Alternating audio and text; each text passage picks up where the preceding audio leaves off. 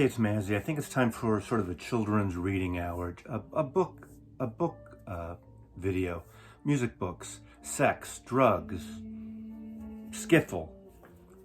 Nice to see you again. Or actually, I'm not seeing you, but hope you're enjoying these videos. I have a bunch of videos in the queue, some ranking videos. There's a Mazzy's Mix video number 5 coming down the pike. Those tend to be long, so I thought I would do sort of a short one right now. The mix videos are a potpourri of new releases, used releases, things that have come in, response to comments, the kind of just a jumble.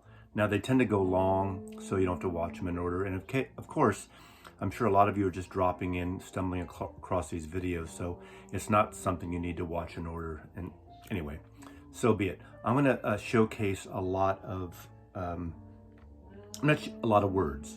I'm going to showcase 5 books, music books, autobiographies, and about music scenes that I've read over the last several years, 2 of which I've reread during the pandemic this past year. But I do want to show this first, just a little preview of Who's Next, this the Who's Next, which is not next, now, who sell out. See, I jumble my lips, so I do appreciate the comments you've written in these various videos, because I do make mistakes, so corrections are acceptable and appreciated. You might want to read down, because I tend to get a lot of the same comments. Like 10 people will respond, or 20 people responding to the mistake I've made, which is totally fine. But this is a CD book, box set, 5 CDs, demos.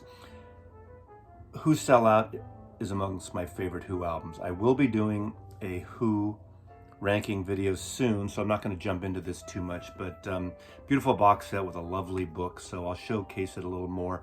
There's plenty of other unboxing videos. I don't do unboxing videos. I hate those, personally. I don't need to see someone open a box for 10 minutes before they even get to the product. That's just me.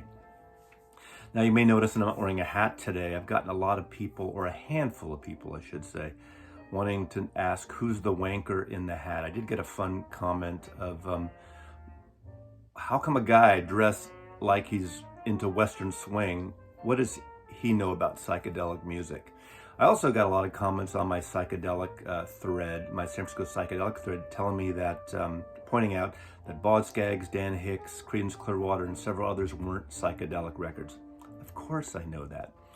Maybe I should have described it a little better within the video, but to me, that video, those years, are the essence of the psychedelic scene, the ballroom scene that was going on in San Francisco. Those bands were playing on the same stages together, during the same shows together, and of course Dan Hicks is not a psychedelic band, or Boz Scaggs, although he did come from the Steve Miller Band, which was the Steve Miller Blues Band that morphed into it. So it was more of a scene that was going on, but I totally understand what psychedelic music was. So read the comments and my responses there. So let's just get right into some books.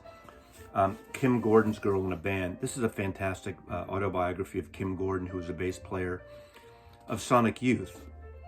Talks about her personal life with Thurston Moore in the band, in the New York scene in the early 80s, the art scene, the music scene, what was going on there, on the road with Neil Young, how tempestuous that was.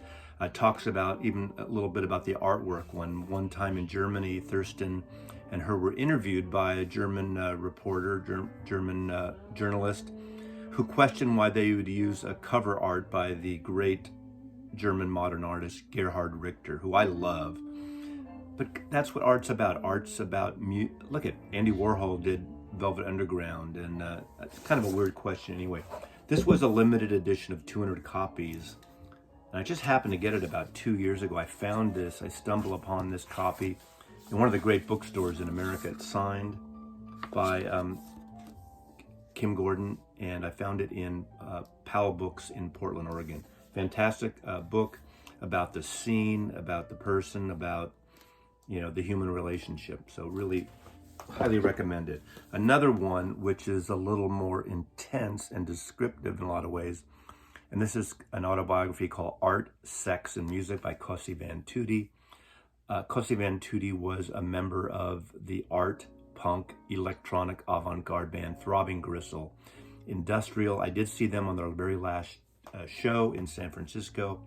I think decades later they reformed for a bit, but she was not only into the music and the avant-garde, she was into pornographic and stripping, performance art. This is a real gem of a book. Really interesting book. Art, Sex, Music. Talks about her modeling career. Talks about her music career. Being on the road.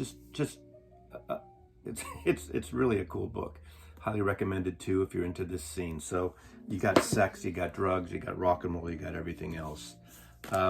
Another one of my favorites is Billy Bragg. Of course, is the folk punk minstrel. Seen him many times. First of all, opening up in 1981, which I didn't really know about him. He opened up for Echo and the Bunnymen at Berkeley Community Theater, and everyone was ready for Echo when they first came to the States. And he just wowed them over with just electric guitar doing these intense songs, and it was great.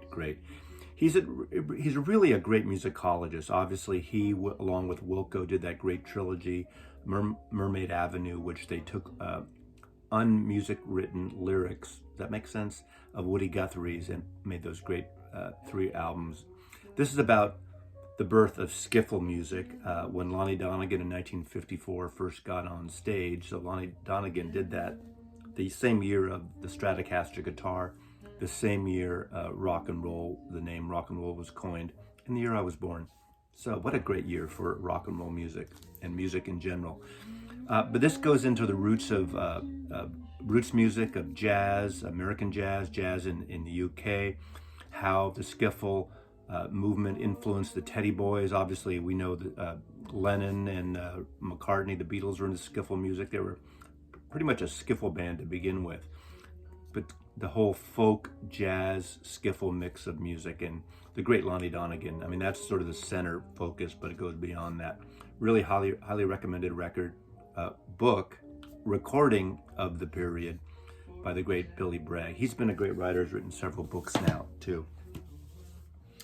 This is a good autobiography. Of course, I love reading anything about the San Francisco scene, the psychedelic scene. And again, a lot of these San Francisco bands came out of the folk and bluegrass movement. He writes about the scene down in Palo Alto, California, Menlo Park, which is south of San Francisco, where Jerry Garcia and Bob Weir came from. Jerry Garcia was teaching banjo and guitar lessons down there in the time during the early days of the Warlocks. Warlocks was the name of the Grateful Dead before they changed their name. Talks about the scene with the Jefferson Airplane in San Francisco and the hate in the ballroom scene, the Ken Kesey acid tests, writes about the experience at Altamont, a concert I went to, a very young Mazzy at 15 years old, goes to that shit show of a show. But really good book. He also now lives in, I think it's Ohio, has Fur Peace Ranch, where he has seminars and guitar workshops and live streams, and obviously a member of Jefferson Airplane, and then Hot Tuna as well with Jack Cassidy. Fantastic book. This is also a signed copy I got at a in-store signing. Jorma Kaukonen, and this comes with a CD also in it. And lastly, the punk movement. So we're really mixing genres here. John Doe puts together, curates this book for the most part with a series of artists, photographers, writers from X-Scene, from, of course, one of the singers in the band X, Jane Wielding from the Go-Go's. We got the writer Chris Morris, Henry Rollins, of course, from Black Flag and the Henry Rollins Band, Chris D from the Flesh Eaters, on and on and on. It's got Robert Lopez, Elvez. I a few times visited the LA punk scene, Madame Wong's and several other clubs. X was my favorite of the punk bands because they had a little more going for them than just thrasher punk rock. Of course, I like Black Flag and that whole scene, but I was experiencing all these bands when they came to San Francisco, to the Mabuhay Gardens, to a lot of different temporary and full-time clubs in San Francisco. So this is really interesting, a bunch of different essays and photographs of the late 70s, early 80s punk scene in Los Angeles, curated by John Doe. Of course, John Doe has become more of an Americana artist. I saw X probably 10 times, maybe, all throughout their career, mostly in literally those first 2 or 3 or 4 years. I did see them. They were the last show I saw in 2000, just literally a month before, I think, before the shutdown because of the pandemic here. Highly recommended book. All these books are really good. So Mazzy does read. I read a lot sometimes when I'm listening to music. This is a short video just to give you a taste of things. More videos will be coming down, more ranking videos, more personal memory videos of different years. And again, I really appreciate it. My channel's got an explosion of subscribers, so please subscribe if you like the content here. And I see that 60% of you just watching, not subscribing. That's fine too. But if you want to, it's no pressure, no obligation, but I appreciate it. And I appreciate the comments. I don't comment on every comment because I get some repeating things, but I read everything, and I try to if it's a real specific question. I'm only going to do the ranking videos on artists that I really feel in depth with their records, because I just don't want to list a band just because I have their catalog. Even though I know the music, I might not be really tuned in the same way. So those are kind of videos for other people to do. And jump in and make these videos if you're tempted, and check out some of the other channels. It's been really fun doing these records the last 3 years, doing these videos over the last 3 years. So thanks for watching, and I will wear a hat next time because I reflect, unlike vampires, as he loves you.